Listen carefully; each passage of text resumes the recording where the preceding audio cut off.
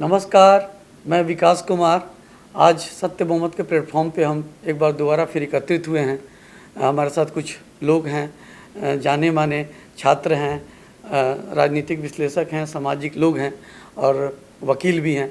तो हम इस आज जो चुनाव 4 जून को परिणाम आया और उसी के दिन जिस दिन एनटीए ने रिजल्ट घोषित किया नीट का, उसके बाद 4-5 दिनों के बाद कुछ इस तरह के परिणाम आए जिसमें स्पष्ट रूप से संदेह होने लगा पूरे भारत के छात्रों को कि इस तरह के परिणाम कभी आश्चर्यजनक तरीके से कभी आए नहीं थे। तो और स्वाभाविक सी बात है कि सबको संदेह हुआ और आवाज़ उठी और कहीं ना कहीं सरकार के पास ये आवाज़ पहुंची और सरकार ने उसको सीबीआई का जांच का आदेश दिया। और इस तरीके से करीब होते होते ये मैं समझता हूँ कि 2-3 हफ्ते गुजर गए, लेकिन अभी एग्ज़ाम कैंसिल होने को लेकर के किसी खास नतीजे पर अभी कोई जांच पहुंचा नहीं है। तो हम इसको समझना चाहते हैं कि आखिर में क्या वजह है कि भाई इतने व्यापक स्तर पे जो पेपर लीक हुए हैं और उस लीक होने के बाद जिस तरीके से एक अनिश्चितता भरा हुआ है छात्रों के बीच, करीब 1 से 1.5 करोड़ लोग इससे प्रभावित हैं और इतने बड़ी तादाद में लोग होने के बावजूद भी एक चुनी हुई सरकार, एक राजनीतिक जो अभी बहुमत वाली सरकार है, इतनी तेज़ी से इस पर कुछ निर्णय नहीं ले रही है। इसके पीछे हम जानना चाहेंगे। तो हमारे साथ हैं सत्य बहुमत पार्टी के राष्ट्रीय अध्यक्ष देव चौधरी जी, आपका स्वागत है। नमस्कार। कुंदन जी हैं और युवा छात्र हैं आदित्य पाठक जी, और ब्रजेश जी हैं जो कि वकील हैं और युवा भी हैं। तो हम सबका स्वागत करते हैं आज की चर्चा में। और हम शुरुआत करेंगे सदेव चौधरी से सबसे पहले कि सर ये बताइए कि ये चुनाव नतीजा आने के बाद भी जिस तरीके से अभी छात्र एकदम पूरी तरीके से कहीं ना कहीं अपने आप को समझ नहीं पा रहे हैं कि हम क्या करें क्या ना करें, दोबारा तैयारी करें या पता नहीं जिसके रिजल्ट है उसका होगा नहीं होगा। और सरकार इसमें अभी सिर्फ एक औपचारिक रूप से उसने जांच आदेश दे दिया सीबीआई को।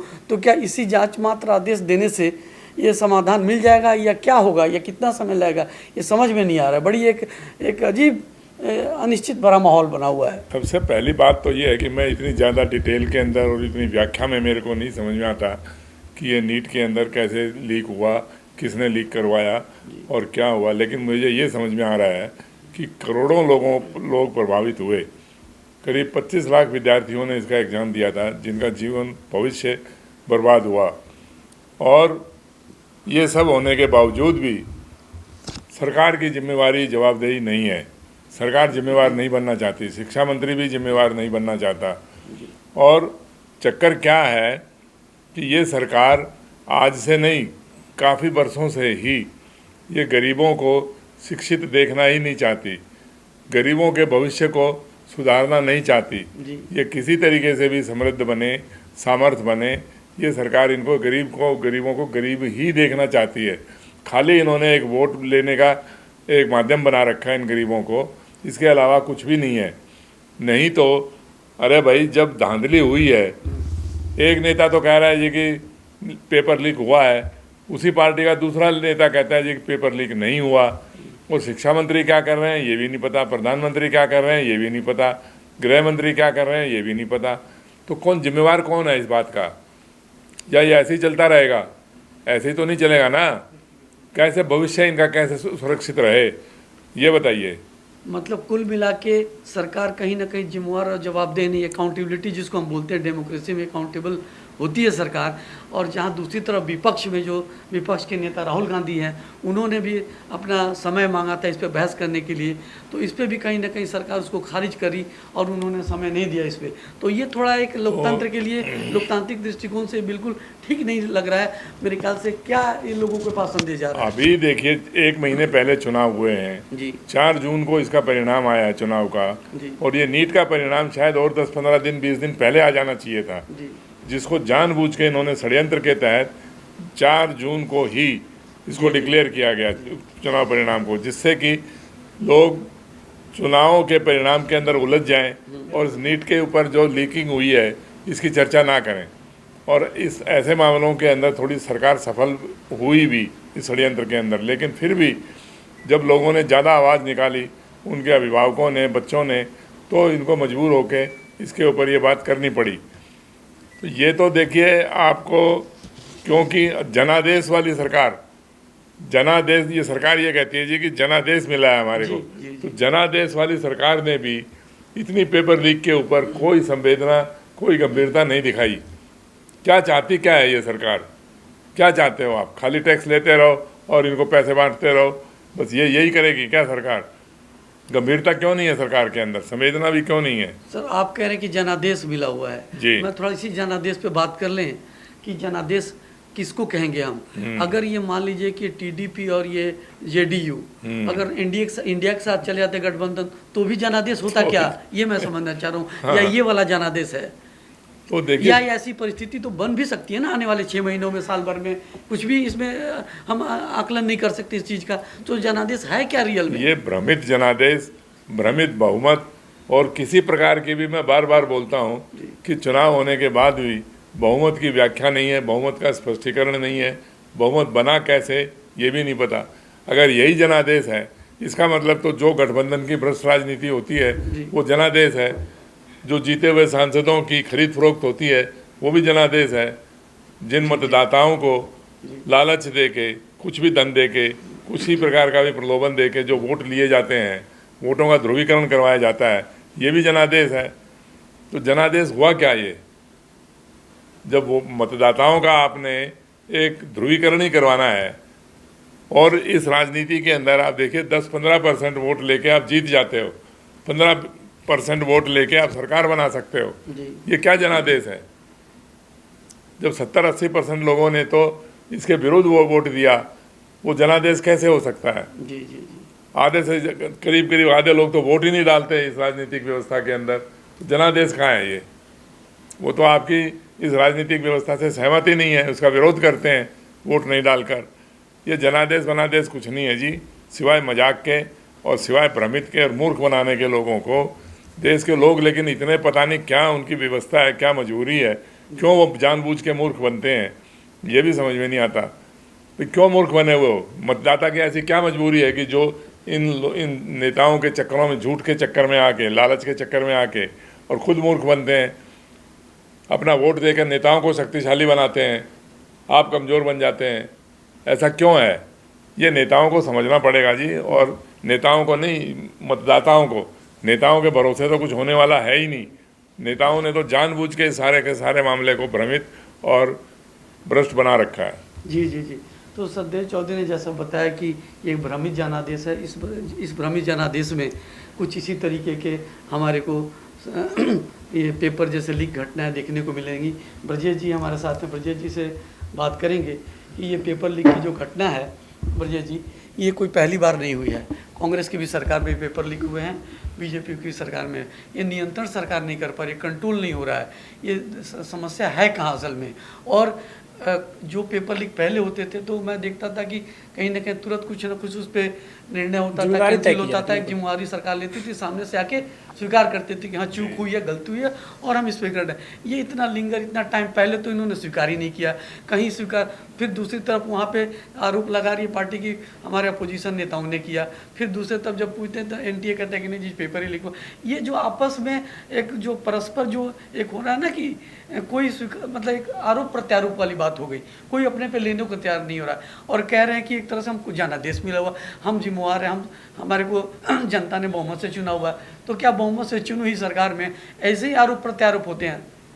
ये इससे तो मतलब जो इतने बड़े तादाद में लोगों ने वोट दिया है उनका तो अपमान हुआ ना। ये विकास जी, सबसे पहले तो जो समस्या का समाधान है वो जनादेश में ही है जी। अभी बहुत अच्छा हुआ कि आपने जनादेश पे ही बहस किया कि ये जनादेश क्या है। अभी आप देखेंगे कि जो विपक्ष के लोग हैं जी, वो कह रहे हैं कि जनादेश हमें मिला है, और जो सत्ता पक्ष है वो कह रहा है कि जनादेश हमें मिला है। और इस देश की जनता जो है उसे समझ में नहीं आ रहा कि हमने जनादेश किसको दिया। एक और उदाहरण दिया आपने नीतीश कुमार के जेडीयू का और टीडीपी का जी, चंद्रबाबू नायडू के टीडीपी का। अगर चंद्रबाबू नायडू और नीतीश कुमार कल एनडीए गठबंधन से बाहर आ जाते हैं तो जनता के जनादेश का क्या होगा? जो बीजेपी के साथ करेगी, बीजेपी के साथ जनादेश है, वो तो फिर इंडिया के साथ चला जाएगा। और अगर वो इंडिया के साथ आके फिर 2.5 साल बाद बीजेपी के साथ चले जाते हैं तो फिर जनता का जनादेश क्या होगा? तो जनादेश इस देश में क्या है, मजाक बन के रह गया है। और जनादेश मतलब होता है जन, जन मीन्स लोग, लोगों का आदेश। जब इस देश में लोगों का आदेश ही फिक्स नहीं है कि लोगों ने क्या आदेश दिया है, उनका आदेश ही निर्धारित नहीं हो रहा है, उनका आधार क्या है, उनका आधार क्या है, तो सर आप बाकी चीज़ों में सुधार की बात कैसे कर सकते हो जब बेसिक बात मतलब जो आधार ही सही नहीं है तो सुधार कहाँ से हो। और आपने एक और चीज़ कही कि पेपर लीक हुआ है और जिम्मेदारी तय नहीं हो रही है जी। एक और बात कही कि ये पेपर लीक की घटना कोई नई घटना नहीं है, अब ऐसा नहीं पहली बार हुआ है। एकदम बिल्कुल सही बात है कि जब यूपीए की सरकार थी तब भी पेपर लीक होते थे, बिल्कुल। यानी तब भी जनादेश का मजाक था, तब भी जन नहीं समझ पाते थे कि पेपर लीक क्यों हो रही है। लेकिन तब क्या होता था कि यही आज के प्रधानमंत्री नरेंद्र मोदी जी के भाषण सुनेंगे आप तो सभाओं में चिल्ला चिल्ला के बोलते थे कि देश के युवाओं का भविष्य हम सुरक्षित करेंगे, हमें जनादेश दीजिए। जनादेश के नाम पे क्या मिला उन्हें? सरकार मिली और वो 10 साल से प्रधानमंत्री बने। उनके कुछ अपने गुर्गे जो है, अपने गुर्गे हैं, अपने समर्थक हैं, अपने चमचे हैं, वो सांसद मंत्री विधायक बने। उन्होंने अपने माल मोटे किए, जो सिंपल मुझ था वो मोटा के मतलब जो है ना वो बिल्ली टाइप बन गया। और जनता क्या सोच रही है? जनता सोच रही है कि हम जनादेश दिए हैं तब सरकार चला रही है। जनता को क्या मिला? कुछ नहीं। सिर्फ जिम्मेदारी तय नीट या नेट के एग्जाम्स में नहीं है। अभी रेलवे की घटनाओं देख लीजिए, रेलवे जो है रेलवे एक्सीडेंट्स की घटना देख लीजिए, कहीं भी जिम्मेदारी नाम की कोई चीज़ नहीं है, किसी को रिस्पॉन्सिबल नहीं ठहराया जाता। रिस्पॉन्सिबल किसको ठहराया जाता है? घटनाएं होती है तो चर्चा आ जाती है उसको लोको पायलट ड्राइवर पे, लोको पायलट पे, यानी जिम्मेदारियों को शिफ्ट किया जाता है। और जनता का आदेश क्या था? इस देश को अच्छे से चलाना, उस मंत्री को रिस्पॉन्सिबल बनाना जो रेल मंत्री है, जो शिक्षा मंत्री है, लेकिन ऐसी जिम्मेदारी कहीं तय नहीं की जा रही है। नहीं, ये सरकार ये भी आंकड़े प्रस्तुत करती है कि नहीं जी पिछली सरकार में तो इतनी घटनाएं कम हुई थी, ज़्यादा होती थी, हमारे सरकार में कम एक्सीडेंट हो रहे हैं। इसका कारण ही ये इस तरीके से इसका कारण सिर्फ ये है सर कि जनता यही चाहती है। जनता भी यही कह रही है कि हमने इसको इतना सीट दिया, हमने उसको उतना सीट दिया। तो जिस दिन नीतीश कुमार एनडीए छोड़ देंगे, जनता क्या कहेगी? मैं ये जानना चाहता हूँ कि आप किसको बोलोगे? आज जो बीजेपी के समर्थक खुश हो रहे हैं कि हमारी सरकार बन गई, कल नीतीश कुमार अगर अलग हो जाते हैं, 12 सांसद लेके, टीडीपी 17-18 सांसद लेके अपने अलग हो जाती है, तो ये जनता क्या कहेगी? किसको जनादेश दिया? तो जब जनता ही अपने जनादेश फिक्स नहीं कर पा रही है तो आप ये समझ लीजिए कि सरकारें ऐसे ही मूर्ख बनाती रहेगी कि वो दिखाएगी कि पिछली बार इतनी सरकार मरी थी, जनता मरी थी, इस बार इतनी जनता मर रही है, हमने 4 जनता कम कर दिए। पिछली बार रेल दुर्घटनाओं में 5,000 लोग मारे जाते थे तो हमने इस बार 4,996 मारे हैं। आप समझिए, मौत को मजाक बनाया जाता है इस देश में, शिक्षा को मजाक बनाया जाता है। नीट का पेपर 24 लाख छात्र जो इस देश में भविष्य में डॉक्टर बनते, जिनको कहा जाता है दूसरा भगवान बनते, देश की स्वास्थ्य की जिम्मेवारी उनके अंदर है, और उनका पेपर लीक कराया जा रहा है। उनके पेपर 70 लाख रुपए 80 लाख रुपए में बांटे जा रहे हैं पैसे वालों के बीच में। गरीब के छात्र, तो गरीब वोट देता है और गरीब के साथ यह न्याय हो रहा है, तो गरीब नहीं समझेगा इस बात को तो कौन समझेगा? हमारा आपका बहस करना, इस मुद्दे को बार बार उठाना सिर्फ तो मजाक का पात्र रहेगा ना। अल्टीमेटली तो सर हमारी बातों को गरीब को ही तो समझना है कि वोट आपने दिया है, आपका सहारा लिया जा रहा है, बार बार आपका नाम लिया जा रहा है कि इसने हमें जनादेश दिया है, तो आपको सचेत होना पड़ेगा, आपको अलर्ट होना पड़ेगा कि जिस जनादेश की बात कर रहे हो वो जनादेश कहाँ तक उचित है, और जनादेश की परिभाषा निर्धारित करनी पड़ेगी। तभी चाहे रेल दुर्घटना हो, पेपर लीक हो, नेट का पेपर लीक हो या नीट का पेपर हो, इसकी जिम्मेदारी तभी तय होगी जब जनता सामने आएगी, जनता सड़कों पे आएगी और जनादेश को सबसे पहले डिमांड करेगी हमने किसको जनादेश दिया। तो जो हमने अभी जो देखा कि विपक्ष को भी तो स्पेस नहीं दे रही है ना सरकार बात करने के लिए, बात रखने के लिए। विपक्ष तो कह रहा है, विपक्ष के नेता राहुल गांधी बोले कि हम इस पर बहस करना चाहते हैं, सरकार भाग रही इस बहस से। तो ये क्या कारण है, इसके पीछे क्या वजह है? चलिए मैं इस पर ही बात करता हूँ। आप बोल रहे हैं विपक्ष कह रहे हैं कि हम इससे बात करना चाहते हैं। जब लोगों को बताया ना, पूरा देश देखेगा इस बात को। चीज़ सर बिल्कुल देखेगा सर, बिल्कुल देखेगा। आप मुझे विपक्ष में बताइए कि विपक्ष में पप्पू यादव एक सांसद जो निर्दलीय जीते हुए हैं, विपक्ष में वो भी, और राजद के सांसद जो हैं वो भी विपक्ष में हैं। क्या पप्पू यादव और राजद के सांसद एक साथ नीट के विरोध में खड़े हैं? आप देखेंगे जब पहली बार शपथ ग्रहण समारोह था तो पप्पू यादव रीनीट का पेपर मतलब जो है टी शर्ट पहन करके उन्होंने विरोध दर्ज कराया था, लेकिन उस दिन किसी भी विपक्ष के सांसद ने उस पर कुछ बोला ही नहीं। यानी वो चाहते हैं कि ना उठाएं तो सिर्फ हमारा नाम हो, जनता तक हमारी मैसेज जाए। जनता की लड़ाई तो लड़ ही नहीं रहे ना। अगर जनता की लड़ाई लड़नी है तो राहुल गांधी एक वोट बैंक की राजनीति हो रही है। बिल्कुल, आप राहुल गांधी को सुनिए, राहुल गांधी बोल रहे हैं कि हमारा माइक बंद कर दिया जा रहा है जी। अरे विपक्ष के नेता हो आप, आपके पास 240 सांसद हैं, ठीक है, आपका पार्लियामेंट में आपका माइक बंद कर दिया जाता है, कैसे सांसद है? चुप हैं आप? उसी समय आपने क्यों हंगामा नहीं किया? अब तो पूरा अधिकार है कम से कम। और ये जो देश के लोगों को ड्रामाबाजी दिखाई जा रही है, आप बोल भी रहे हैं कि जनादेश मेरे साथ है, तो आप रोड पे निकलिए, जनादेश आपके साथ आ जाएगा, खड़ा हो जाएगा। राहुल गांधी कल रोड पे है, मैं खुद जाऊंगा उसमें, मैं खुद जाऊंगा विरोध करने के लिए। हमारे जैसे जो 1 करोड़ मतलब 1 करोड़ 1.25 करोड़ परिवार प्रभावित हुए वो खुद रोड पे राहुल गांधी के साथ राहुल आएंगे। गांधी जो इतनी बड़ी पद यात्रा की, हाँ। तो वो आदमी तो रोड पे तो आ ही सकता है ना, उसकी क्या तो मजबूरी हो क्यों सकती नहीं है? आ रहा? फिर वही चीज यही बात है। एग्जैक्टली। तो ये सर से परिभाषा सबसे जानना चाहते हैं Exactly. जो आदमी इतनी बड़ी पद यात्रा किया सर, जिसका कोई मुद्दा नहीं था, जिस पद यात्रा का उनका राजनीतिक मुद्दा था, लेकिन जो ये तो सामाजिक से जुड़ा हुआ है, बच्चों से, हर घर में बच्चे हैं, हर पेरेंट्स में हैं, तो इस मुद्दे पे क्यों नहीं उतर रहे हैं? जो आदमी इतनी बड़ी पद यात्रा कर रहा है तो छात्रों के लिए भी कुछ यात्राएं कर देते, सड़कों पे आ जाते हैं। वो तो कह रहे हैं कि माइक बंद हो रहा है, मेरे को चर्चा नहीं करने दिया जा रहा है। तो ये थोड़ा सा इसमें भी एक लग रहा है कहीं ना कहीं इल्यूजन है, भ्रमित करने की कोशिश की जा रही है। वो तो देखिए मजबूर, लाचार और विवश जी मतदाता नहीं, यहाँ के नेता हो गए। जी जी यहाँ के जो प्रतिपक्ष के नेता हैं या जो सत्ता पक्ष के नेता हैं जी वो विवश हो गए, वो एक अपनी जिम्मेवारी से हट रहे जी। हैं। राहुल गांधी क्यों हट रहा है अपनी जिम्मेवारी से? भाई आप तो इतने 15-20 साल से आप सांसद रह चुके हैं, आपके जितने भी सांसद हैं वो भी कितने, उन्होंने उसका सांसदी का अनुभव ले लिया। एक अच्छी राजनीति पैदा कैसे करोगे राहुल जी? सबसे बड़ी बात यह है, पद यात्रा करने से कोई अच्छी राजनीति हो गई क्या? जो उन्होंने 6000 किलोमीटर की बस के अंदर हाइब्रिड यात्रा करी, उससे कोई अच्छी राजनीति हुई? सिवाय एक मेला लग गया बस 6 महीने के, इतनी ऊर्जा, इतना समय बर्बाद किया देश के लोगों का, परिणाम क्या निकला? परिणाम तो कुछ भी नहीं निकला। मैंने देखिए जब इन्होंने पद यात्रा शुरू करी थी कन्याकुमारी से कश्मीर तक, तो भी मैंने अपना एक आर्टिकल लिखा था कि खाली ऐसी पद यात्राओं से जब तक आप इन लोगों को, जो लाखों करोड़ों लोग आपके साथ चल रहे हैं, जब तक आप इनको भागीदार नहीं बनाओगे सरकार में, इस सत्ता के अंदर, तब तक आपकी यात्राओं का कोई अर्थ नहीं है। और वही साबित हुआ आज के दिन। ये खुद तो नेता बन गए, चलो विपक्ष के नेता बन गए या प्रतिपक्ष के नेता बन गए, या जो भी इनका नाम थोड़ा ऊपर आ गया, जो पहले इनको जरा ऐसे भाव से नहीं बोलते थे लोग, तो थोड़ा अब अच्छा बोलने लग गए। लेकिन हुआ क्या? देश के मतदाताओं का, देश के गरीबों का भविष्य क्या हुआ? उसमें क्या सुधार हुई? उसमें तो कोई सुधार हुआ नहीं। उसके लिए आपको, राहुल गांधी जी को, ये सत्ता वाले तो नहीं समझेंगे, लेकिन ये प्रतिपक्ष वाले क्यों नहीं समझते इस बात को कि राजनीतिक व्यवस्था में दोष है, इसको ठीक करिए। आप सारे के सारे इस संसद के अंदर जब आधे के करीब लोग आप हैं यहाँ पर विपक्ष के अंदर, तो उसी समय क्यों नहीं?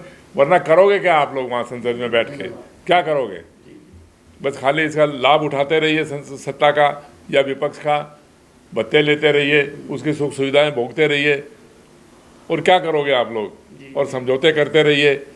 आज आपने सही कहा ब्रजेश जी ने कि अगर ये टीडीपी वाले चंद्रबाबू नायडू और नीतीश कुमार, अगर ये इनको छोड़ देते हैं एनडीए को और इंडिया के साथ में आ जाते हैं, तो वो जनादेश का क्या हुआ? मतलब जनादेश कोई तैरती हुई मछली है क्या कि कभी इसके अंदर घुस गई, कभी इसके अंदर घुस गई? ऐसा है क्या? या लोगों ने कह रखा है उनको? लोगों ने कहा था कि जीतने के बाद में या चुनाव परिणाम होने के बाद में, नायडू साहब आप एनडीए में घुस जाना। जी जी जी। तो ऐसा तो है नहीं ना। तो ये जब तक आप राजनीतिक व्यवस्था को नहीं समझोगे, तब तक किसी समस्या का समाधान होने वाला है नहीं। चाहे वो नीट है, चाहे रेलवे एक्सीडेंट है, या हवाई अड्डों के अंदर जो एक्सीडेंट हो रहे हैं, कुछ भी हो रहा है, लोग मरते रहेंगे ऐसे ही, इनकी कोई वैल्यू नहीं है। जो कुल मैनेजमेंट की बात है, कहीं ना कहीं राजनीतिक व्यवस्था का दोष है। हमारे साथ युवा है, आदित्य पाठक जी छात्र हैं, तो उनसे भी समझेंगे, क्योंकि बहुत ये कहीं ना कहीं एक छात्रों के बीच असंतोष है, दुख है और एक अनिश्चित भरा माहौल है। वो कहीं ना कहीं उनको भविष्य जो अंधकार में लग रहा है। तो थोड़ा बताइए इसमें कि ये चूक है क्या, किस चीज़ की चूक है ये? देखिए, मैं तो अगर बात करूं तो मैं इसमें सारा का सारा जो ठिकरा है वो सरकार के ऊपर फोड़ना चाहूँगा। अगर आप कहेंगे क्यों, तो इसका एक कारण है कि ये पेपर लीक जैसे मामले आज से नहीं हो रहे हैं, कई वर्षों से हो रहे हैं। और इसमें ऐसा होता है कि जो बड़े घर के बच्चे होते हैं वो प्रभावित नहीं होते हैं, प्रभावित होते हैं छोटे घर के बच्चे, जिनके माँ बाप ने अपनी ज़मीनें बेच के, एक मजदूर जो है रिक्शा चला रहा, लेकिन उसका बेटा अगर प्रतिभावान है तो उसको पढ़ने में कोई कसर नहीं छोड़ रहा है और वो बाहर जाके तैयारियां कर रहा है। तो क्या कभी आपने उन बच्चों के भविष्य के बारे में सोचा है? नीट जैसे बड़े मामलों में अब सवाल यह है कि आज मामला उजागर हुआ है तो हल्ला हो रहा है। अब सवाल आपको क्या लग रहा है कि यह सिस्टम में इतनी नाकामियां भरी पड़ी है कि हमें लगता है कि हर साल कहीं ना कहीं इस तरह के षड्यंत्र होते हैं। अगर आप पूछेंगे क्यों, तो हमें लगता है कि WHO का एक आंकड़ा है, वर्ल्ड हेल्थ ऑर्गेनाइजेशन का, कि भारत में जो 80% डॉक्टर हैं वो डॉक्टर सही हैं ही नहीं। सबसे बड़ी बात है कि सोचिए कि WHO एक आंकड़ा प्रस्तुत कर रहा है कि 80% जो डॉक्टर है वो डॉक्टर है ही नहीं, वो गलत तरीके से डॉक्टर बना है। जब इस तरह के मुद्दे कहीं ना कहीं आएंगे, जब इस तरह के मामले कहीं ना कहीं आएंगे, अगर आप सीट को बेचोगे, आप 70 लाख 80 लाख में सीट को बेचोगे, तो जो प्रतिभावान बच्चा है वो कहीं ना कहीं पीछे रहेगा, और जो बड़े घर के लड़के हैं वो जाएंगे पढ़ने के लिए, मेडिकल की तैयारी करने के लिए, क्योंकि उन्होंने क्या किया है, पैसे भरे हैं। उसके बाद कॉलेज में जाके 4 साल पढ़ाई करेंगे, एक टैग लेके आ जाएंगे डॉक्टर का, है ना, और अपना क्लिनिक खोल दिया, 1.5 करोड़ 2 करोड़ गरीब लोगों को पैसे चूस रहे हैं, खा रहे हैं। तो आखिर समझने वाली बात है ये, आखिर क्यों सरकार जो है इसके ऊपर कठोर कार्रवाई नहीं कर सकते। धड़ल्ले से आप देखिएगा मार्केट में अभी जो है नकली डॉक्टर जो है वो भरे हुए हैं, चीज़ें भरी हुई हैं, तो क्यों नहीं सरकार आखिर कार्रवाई करती है, मेरा यही मानना है। तो सरकार की पूर्ण रूप से दोषी है। सरकार आखिर क्यों नहीं इन चीज़ों पे अभी तक जो है कठोर कार्रवाई की, एक कठोर कानून लाना चाहिए था। अगर 2 से 3 बार कोई परीक्षा पेपर लीक का मामला होता तो उन्हें कानून लाना चाहिए था, लेकिन आज तक कोई कानून नहीं बन पाया पेपर लीक के मामलों में। सवाल तो है ना, पेपर लीक के मामलों में आज तक कोई जो है बड़ा सा बड़ा कानून नहीं बन पाया, क्योंकि उन्हें लेना देना क्या है, क्योंकि उनका क्या है कि वो खुद ही उस गेम में कहीं ना कहीं जो है फंसे हुए हैं।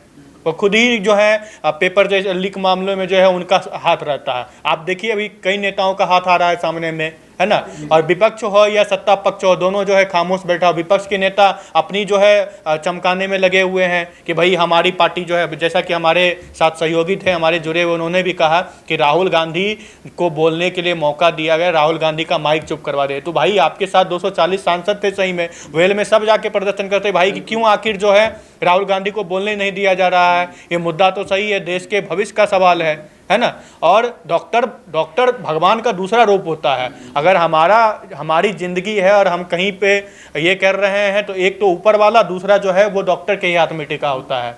और उसके बाद जो है आप लोग खामोश बैठे हुए हैं, सरकार कुछ कर नहीं पा रही है, तो आखिर क्या दर्शाता है इन चीज़ों में। आदित्य जी, कानून की जो बात है ना, हम कानून किससे एक्सपेक्ट कर रहे हैं? क्योंकि मैं एडवोकेट भी हूँ तो मैं बताऊँ कि ये एनडीए सरकार 2018 में एनटीए का गठन करती है, नेशनल टेस्टिंग एजेंसी का, और खूब ढोल नगाड़े से शोर मचाती है कि हमने एनटीए बनाई है ताकि पारदर्शी एग्जाम हो, उसमें कोई धोखाधड़ी ना हो, धांधली ना हो। लेकिन एनटीए के दौर में ही सबसे अधिक धांधली हुई, कानून रहते हुए भी। आपको एक और चीज़ बताऊं कि सरकार ने एक और प्रस्ताव भी पास किया है 21 जून 2024 को कि एनटीए एक परीक्षा लेने वाली एजेंसी है, समझ गया। एक चीज़ है, सरकार ने अभी क्या किया कि पास किया कानून कि जो पेपर लीक करने में पाया जाएगा तो उसको कम से कम 3 से 5 साल की सज़ा होगी, और अगर कोई संस्था है जो पेपर करवा रही है तो उस पर 1 करोड़ रुपए का जुर्माना लगाया जाएगा, और अगर कोई इंडिविजुअल है तो उस पर 10 लाख तक का जुर्माना लगाया जाएगा। तो ये कानून तो बनाया गया, लेकिन इस कानून का पर अमल करना जो है ना वो संभव नहीं है। ये क्या है सर? आईवास है। अब आईवास इस पर कैसे समझ सकते हैं? जो कहते हैं ना वो आईवास, आँख के सामने क्या कहते हैं, पुतली ला देना। तो उस तरीके से क्या करा है, क्यों ऐसा करा है, इसका उदाहरण ये समझिए कि सरकार ने ये भी कह दिया है कि अभी जो नीट पेपर में धांधली हुई उस पर हम सीबीआई जांच करा रहे हैं। तो सीबीआई जांच आप करा किस चीज़ कर रहे हैं? जैसे आपने बोल दिया कि हमने कानून बना दिया, वैसे ही आप सीबीआई जांच करा रहे हैं। समझिए, सीबीआई जांच नहीं कर रहा, सीबीआई क्या कर रहा है, सरकार के कुकर्मों को ढकने का प्रयास करेगी।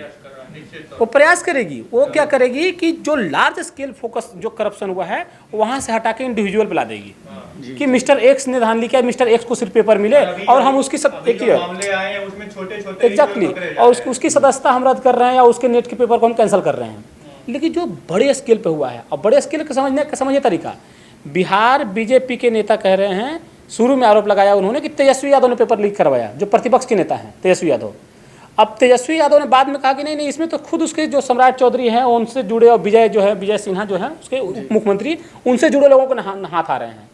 इतना छोड़िए, उत्तर प्रदेश में न्यूज़ देखिए आप, उत्तर प्रदेश में न्यूज़ देखेंगे तो आप देखेंगे बीजेपी के सहयोगी राजभर के विधायक हैं छेदीराम, उनका डायरेक्ट वीडियोज़ हैं जिसमें वो बोल रहे हैं कि मेरे पास आओ, सेटिंग करा देंगे हम।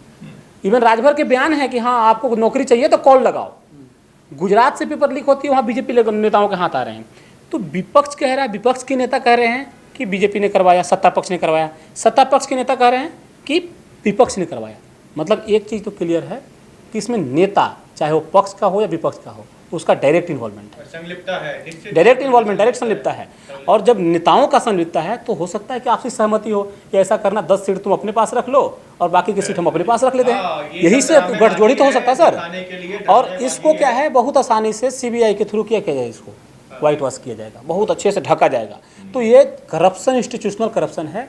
इंस्टीट्यूशनल करप्शन को सिर्फ इंस्टीट्यूशनल बदलाव, संस्थागत बदलाव से ही कर सकते हैं। और संस्थागत बदलाव में बार बार फिर वही मुद्दा आता है कि जब तक इस देश की जनता जनादेश का मतलब नहीं समझेगी, जब तक इस देश की जनता, वो जो मैंने सर ने बताया भी कि टीडीपी और जेडीयू के मछली जैसा व्यवहार को नहीं समझेगी कि कहीं भाग के जनादेश को यूँ उड़ा देंगे, तब तक इस देश में पेपर लीक, रेलवे एक्सीडेंट, अब मोदी जी जाकर उद्घाटन करेंगे एयरपोर्ट का, लेकिन दूसरे दिन पे वहाँ से लीक, मोदी जी जाके राम मंदिर का उद्घाटन करेंगे, राम मंदिर में पानी का लीक, ये सारी चीज़ें चलती रहेगी और देश का संपत्ति ऐसे बर्बाद होगी। बिल्कुल बिल्कुल। तो मतलब कुल मिला के कहीं ना कहीं एक व्यवस्था में लीक बताने, व्यवस्था की लीक है, न कि ये पेपर लीक तो एकमात्र घटना मात्र। वैसे देखें तो ये दिल्ली का टर्मिनल कैसे गिर गया, जिसको जी जो हमारे लीडर्स हैं उन सारे लोगों की इनमें संलिप्तता है। बिल्कुल। और उनके ऊपर देखिएगा, मैं आपको निश्चित तौर पे कह रहा हूँ कि सीबीआई अपना केस खत्म करेगी, लेकिन उसके बावजूद जो है ब्यूरोक्रेट में एक बड़े अधिकारी से लेके किसी बड़े नेता का नाम नहीं आएगा। जी। ये निश्चित तौर पे ये लिखा हुआ, ये केस डायरी ऐसे ही बन के रह जाएगी और फिर कहीं ना कहीं पेपर का बात आएगा, पेपर होंगी, लेकिन उन बच्चों के बारे में बिल्कुल नहीं सोचा जाएगा। लेकिन आखिर में फिर सवाल वही है, हमारे साथ कुंदन जी है, उनसे भी बात करेंगे। कुंदन जी, ये तमाम जो आप डिस्कशन चल रहा है हमारा, उस पर मेन बात यही है कि इस देश के जो युवा हैं, जो कि देश के कई कर्णधार हैं, भविष्य हैं, जिनके हाथों में भविष्य है, आज के नेता हैं, कल चले जाएंगे, ये पार्टी है, कल पार्टी नहीं रहेगी, आज ये सत्ता में, कल वो सत्ता में नहीं रहेगी। लेकिन जो राजनीतिक व्यवस्था हमारे जिस राजनीतिक व्यवस्था से जिस तरह का करप्शन निकल के आ रहा है, ये बहुत ही शर्मनाक है। और कहीं ना कहीं जो दुनिया है वो देख के हमारे ऊपर हंस भी रही होगी मेरे ख्याल से, कि देखिए किस हद तक ये नेता गिरे हुए हैं और ब्यूरोक्रेट्स हैं जो आपस में ही अपने ही देश को इतने गर्त में ले जा रहे हैं। तो बड़ी चिंताजनक विषय है, इसलिए हम यहाँ चर्चा करने बैठे हैं। तो अपना भी इस पर जरा विचार और राय दीजिए कि आखिर में ये क्या कारण है और ये होगा कैसे ठीक, और ये जो छात्रों को कैसे न्याय मिलेगा। जी, सबसे पहले धन्यवाद कि आप लोगों ने एक प्लेटफॉर्म दिया मुझे बात अपने रखने के लिए। मैं अभी लोकसभा चुनाव से थोड़ा शुरू करूंगा। मैं अभी लोकसभा चुनाव में भारत के लगभग 4 से 5 राज्यों में भ्रमण किया एज ए राजनीतिक विश्लेषक। मैंने एक चीज़ ग्राउंड पे पाया कि ये जो जनादेश की बात है या जो पेपर लीक की बात है, सबसे पहले क्या है कि पूरे आज मनुष्य के जीवन में 3 सबसे बेसिक प्रायोरिटी होती है, शिक्षा, स्वास्थ्य और रोजगार। और पूरे चुनाव में मैं अपनी गारंटी के साथ कहता हूँ ऑन रिकॉर्ड कि पूरे 3 मुद्दा जनता और नेता दोनों के बीच से गायब था। न जनता के लिए प्रायोरिटी थी शिक्षा, स्वास्थ्य, रोजगार, न नेताओं के लिए थी। अब जब इस देश की जनता को खुद ही नहीं पता है कि हम वोट किस प्रायोरिटी पे कर रहे हैं, तो जनादेश तो उसके बाद ही आती है। हमें तो पहले प्रायोरिटी ही समझनी ही है।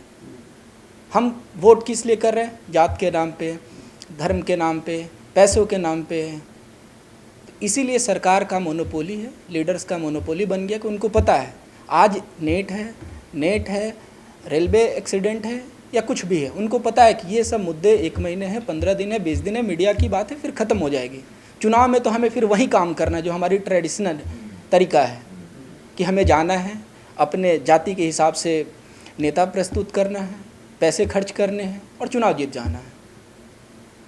तो इसीलिए ये मुद्दा हम चर्चा कर रहे हैं। ये मुद्दा सबसे पहले रूट को समझना होगा। आज कानून बन जाए, स्ट्रिक्ट लोगों पे एक्शन भी लिया जाए, कोई फ़र्क नहीं। सिस्टम एक लोगों से नहीं है ना। आज एक ब्यूरोक्रेट पे, 4 नेता पे आप सबको पकड़ के अंदर कर दोगे, लेकिन इस देश बस वहीं 4 ब्यूरोक्रेट या 4 नेता से नहीं चल रहा है।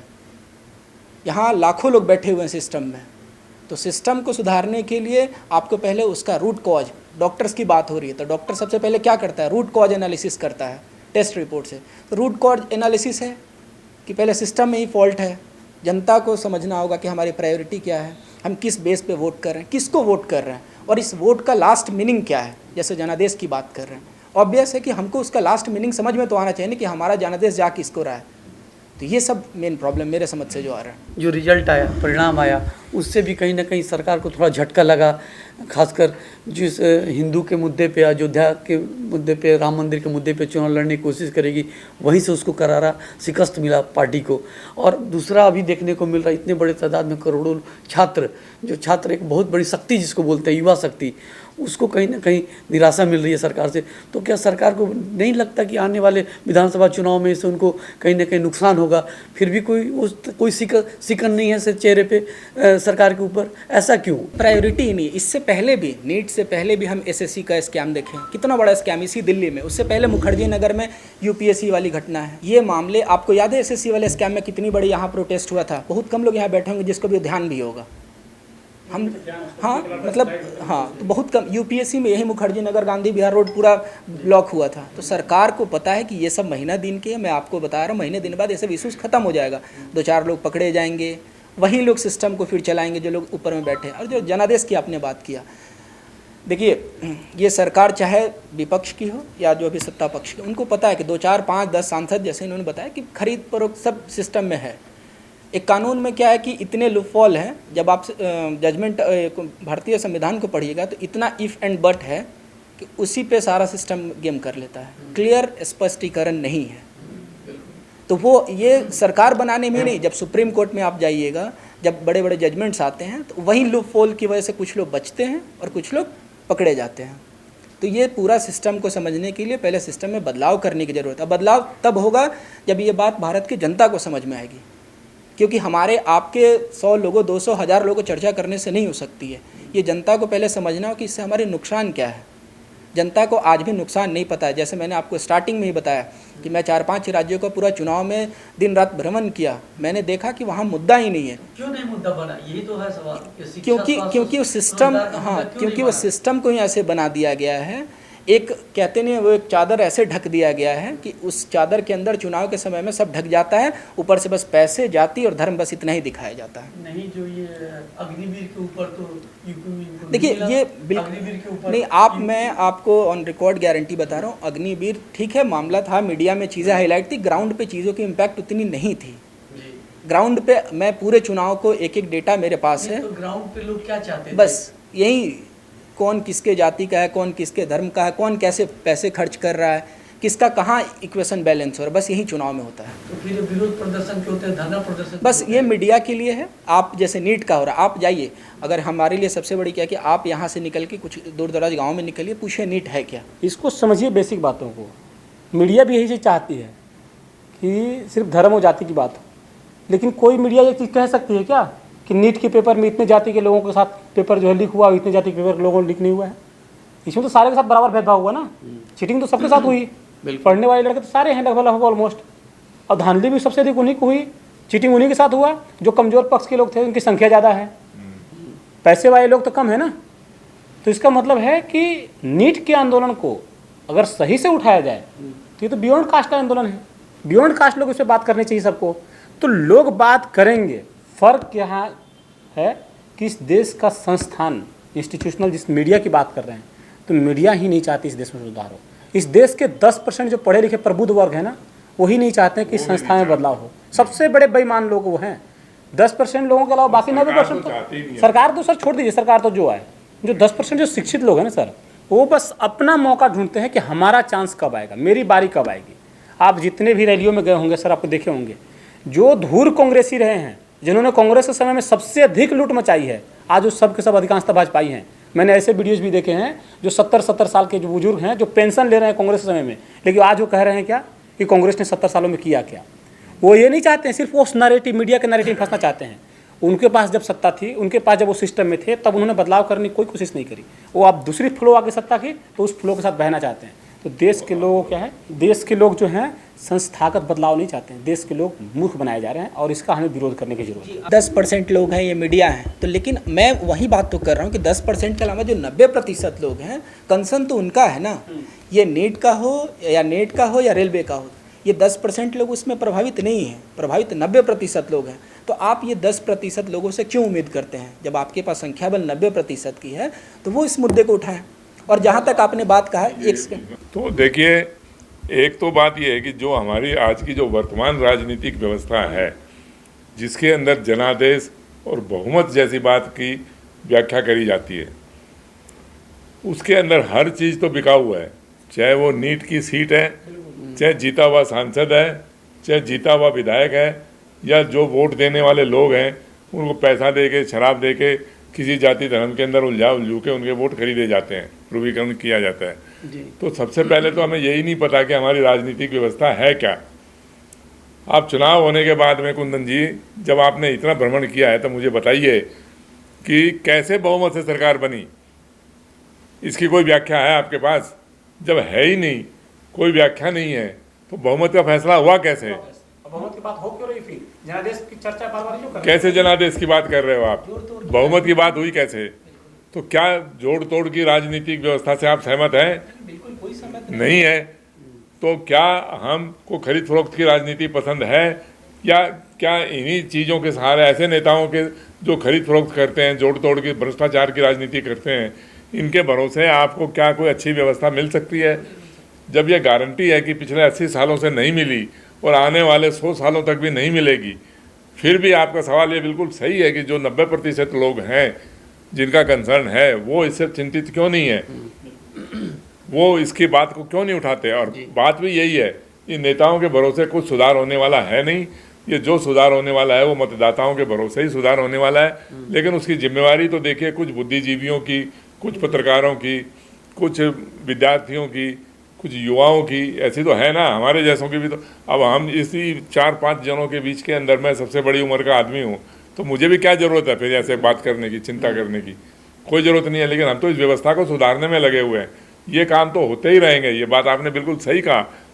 ये भ्रष्टाचार की राजनीति चलती ही रहेगी, बल्कि हर चुनाव के बाद आपको इस भ्रष्टाचार की राजनीति में कई गुना बढ़ाव चढ़ावा देखेंगे आप।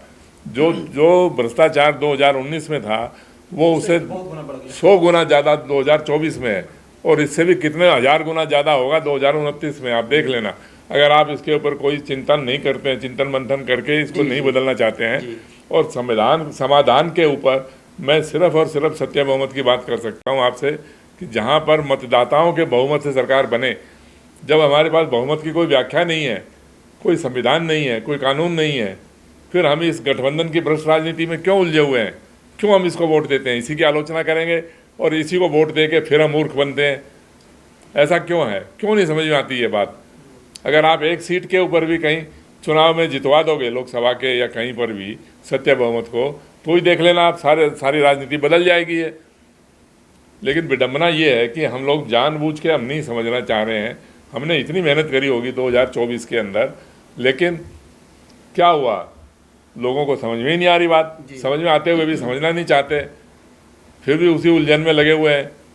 ये आपको व्यवस्था आपको समझनी पड़ेगी। व्यवस्था आप समझिए, और इस व्यवस्था का समाधान जो हमने सत्य बहुमत निकाला है, इसके अलावा कोई समाधान है नहीं। आप जितनी मर्जी चर्चा करके देख लीजिए, जितने मर्जी बुद्धिजीवियों से, पत्रकारों से, मीडिया से बात करके देख लीजिए, जितने मर्जी नेताओं से बात करके देख लो, जितने मर्जी जीते हुए सांसदों से बात करके देख लो, कोई बोलने के लिए तैयार नहीं है इस पॉइंट के ऊपर। तो जब ये तैयार नहीं है तो हम क्यों नहीं बोलते? मतदाता तो बोलेगा कम से कम। सत्य बहुमत का कोई उम्मीदवार आपके क्षेत्र में है, आप उसको वोट दीजिए। कौन मना कर रहा है? क्यों नहीं वोट देते आप?